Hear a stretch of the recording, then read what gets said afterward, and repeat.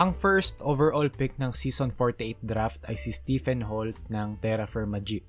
So para mas maging productive ang usapan natin, ngayon pa lang i-acknowledge ko na yes, future SMC player. Hindi na bago yan, alam na ng lahat. So pag-usapan naman natin yung basketball part. After 2 mediocre games sa game versus NLEX, doon na talaga siya sumabog offensively. And kung titignan natin yung totals and averages so far, through 3 games, okay naman talaga eh.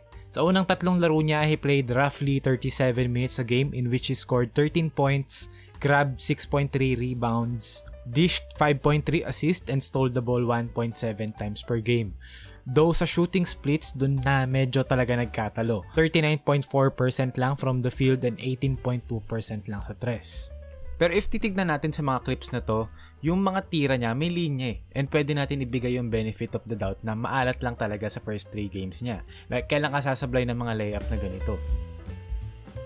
And kahit na hindi makashoot, is not really taking bad shots. Yung laro niya sobrang controlled and hindi pilit. And yung shot selection niya maayos.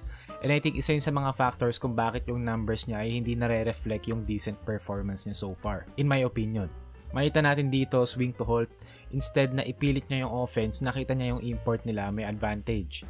And walang nakaabang dun sa backside. So nilabpas niya papunta sa likod. Great read, great pass. But he's just making the right play. Dito 77, which means double drag. Followed by a staggered screen for Holt. Tapos may staggered screen na naman for a whammy curl. Na pinasa ni Holt sakto sa pocket kaya umabot yung window for whammy to make the extra pass. Sa play na to, si Holt walang kahit na anong stats pero he made the right play. Again, dito, angle pick and roll with Carino, rest screen, nag-show si Rosario. Late ng roll si Carino so medyo hindi nag-abot yung pasa. Pero ito yung tamang play sa sitwasyon na to. And even when he's aggressive, hindi siya nagsasayang ng movement or ng oras. Mabilis siya mag-decide. Kagaya sa play na to, 7 seconds na lang sa shot clock, he immediately attacked the basket. Used his body para magkaroon ng advantage sa angles, spin move, basket. Dito naman transition, catch and go. No wasted movement, good drive, well-contested layup, sablay. Makeable shot, hindi pumasok, that's okay. Yan yung tamang shot selection sa sitwasyon na yan. Pero ang gusto ko sa game niya ay yung patience niya sa mga plays. As we can see here, empty pick and roll, nag-hedge kalma, which meant yung low man i-split yung gap between the roll and his man para saluhin yung hedger. Holt knew that and gumamit siya ng escape dribble. Sabay bigay kay Carino for a quick high-low for Detay, kaso yung pasa ni Carino was a bit too predictable.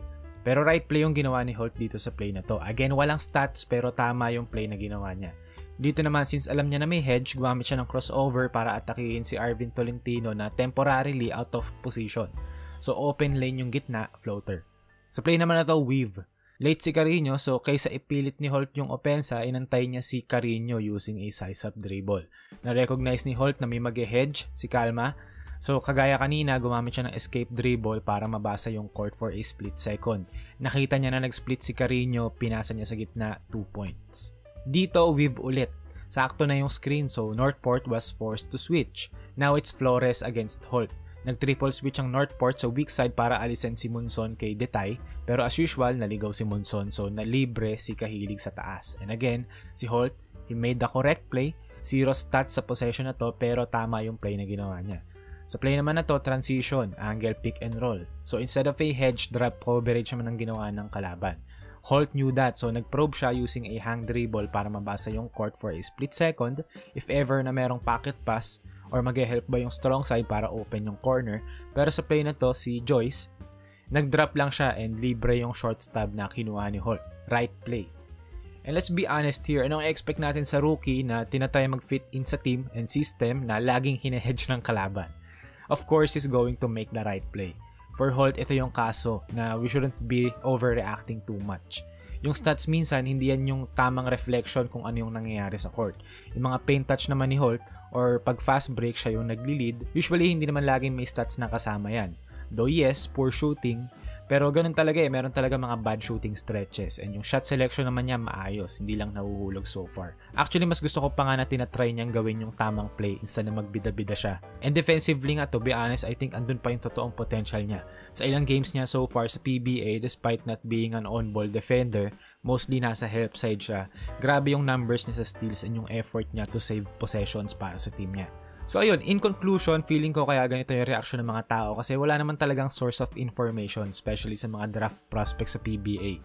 Kaya minsan meron tayong mga certain expectations na akala natin 30-point scorer or etc. etc. Pero ayun, wag mo na mag-overreact kasi nagko-contribute naman siya sa ibang sides ng floor. Kakampi niya si Wami Chongson na halos 20 points per game, di ba? And ginagawa lang ni Holt yung best niya para mag-fit in and tulungan yung team niya kahit na walang bilang sa stat sheet.